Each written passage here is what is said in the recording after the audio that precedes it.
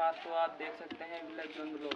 तो आज हम आ चुके हैं हमने ट्रैक्टर के पास, जो कि धान के सीजन खत्म होने के बाद अभी तक खड़ा हुआ है। और आज हम इसमें लगाएंगे ट्रैक्टर, देखेंगे कैसे चल रही है या नहीं चल रही है। और ये बहुत पुराना हो चुका है, ये 2013-14 का मॉडल है। और इससे पहले हमारे पास भी ट्रैक्टर था OTMC। तो चालू करने जा रहे हैं, अभी हम इसको चालू करने जा रहे हैं। कि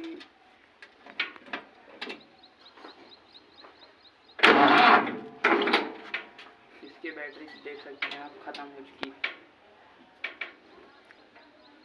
दूसरा सर, ये दूसरी बार देख रहे हैं भाई, ये नहीं हो रहा है, नहीं चार्ज करना होगा अब। बस ये देख सकते हैं अब गन्ना का सीजन आने वाला है, तो ये सब अब शुरू हो जाएगा। इसको मैं साफ़ करने जा रहा हूँ आज। और आप लोग कैसे हैं ये देख सकती हैं हमारी भैंस वैंस। और हम मिलते हैं नेक्स्ट ब्लॉग पर। बेलपुड़ा बाबा का मंदिर है।